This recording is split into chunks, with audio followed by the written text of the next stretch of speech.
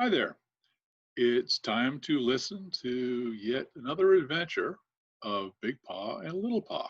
So, it's time to get comfortable as they travel through time and meet some very interesting characters.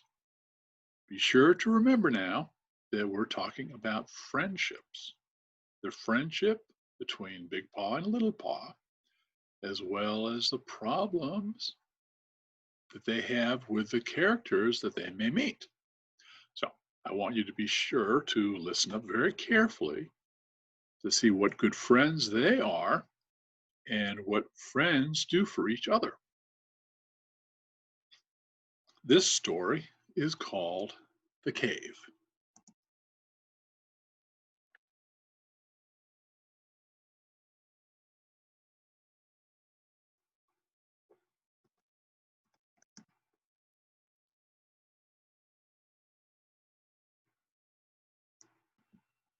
Big Paw and Little Paw woke up in the middle of the night. They were both very excited to have a new adventure. They went through the dog door, crawled under the fence, ran down the road, went under the railroad bridge, bit both ends of the magic bone, saw the flash of bright light, and then the friends were ready to start a new adventure. The rush of wind and bright flash of light told them that a new adventure was about to begin. Big Paw and Little Paw found themselves in a cold, windy, snow-filled forest. They were a little worried because they thought that this might not be a very friendly place. They heard the hoot of an owl and the loud noise that a squirrel makes. They walked through the deep snow, just looking for a place to get warm. Now, Little Paw is so short that he was having a very hard time getting around in the deep snow. He was shaking all over. He was so cold, he wished he was back in his warm bed. Big Paw was not really that cold. He was worried about his friend, but happy that she got to play in the snow. The dogs explored. They found two caves around a bunch of big rocks. They were dry, free of snow. They blocked the cold wind. They seemed to be a pretty good place to hang out.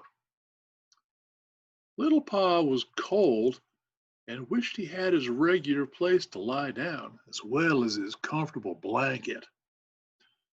Big Paw saw something that made her sit straight up, and she listened very carefully. She saw a light shining on the tall ceiling of one of the caves. The beginning of the cave was large, and it seemed like the light was coming from a long ways away. Big Paw told Little Paw about the light, so they decided to walk in that direction. When the dogs got closer to the light, they saw some humans sitting around a fire. They were talking in a language which did not sound like anything the dogs had ever heard before. Suddenly, there were a bunch of howls, and there were strange eyes which seemed to glow and were coming from the forest. The figures stood up, and at first they spoke in very soft voices. They seemed kind of scared of both the sounds and the eyes. Then one of the humans hit and yelled at another human. They pushed and shoved each other, and Big Paw wondered if they were friends. Soon, all the figures were fighting. The smallest one, the one that was hit first, was made to walk toward the front of the cave, and then the others followed. They pointed out into the dark woods. Little Paw acted quickly. He ran toward the fire. It was so warm and he was so cold. He was happy to be by something so warm. Big Paw followed close behind him and thought the warm air sure felt nice. After only a little bit, they heard the people returning. It sounded like they were talking in friendly voices toward each other now. The dogs had to go back into the cold shadows. Hey, Little Paw, what do you think we should do now? We can't go back to the fire to get warm, and if we stay in the shadows, we'll freeze. Little Paw thought about this for a minute and then said, Big Paw, I think we should try going down the other long cave. You know, the one we first saw. So Big Paw and Little Paw started walking down the long tunnel that led to the back of the dark cave. They were both worried, so they tried to be as quiet as they could. While they were walking, they heard a low growl. All of a sudden, a large black panther with big long teeth jumped out at them. They ran. Little Paw's short legs did not move very fast. The two dogs were just quick enough to get around a corner and duck behind a rock just as the black panther ran past them. They were standing in the shadows, so they could not be seen.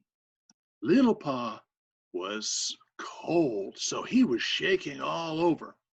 Big Paw was scared, so she was shaking too. The Black Panther was mad, and he walked all around looking for the strangers that made the bad choice to come into his cave. I live here all by myself. I don't have any friends because I am mean and you can't trust me. I know there is someone here. Yeah, and when I find them, they will be sorry. He could smell their fear and knew they must be hiding in the shadows.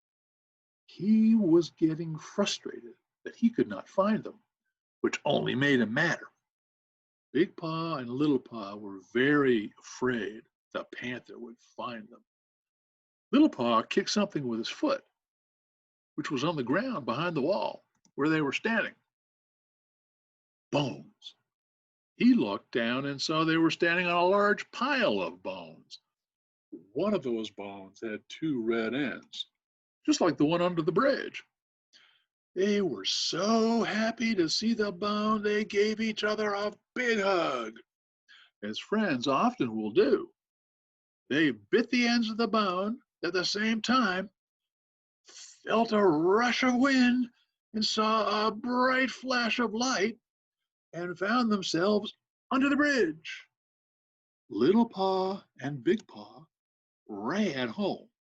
They crawled through the magic door, went under the fence, and then headed straight for their warm beds.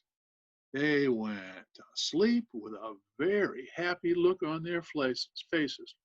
Boy, that was quite a cold adventure. That was quite the story right there. And I sure hope that you learn what friends do for each other. Now it's time for a little break. I want you to go ahead and listen up carefully as we have put together an exercise just for you.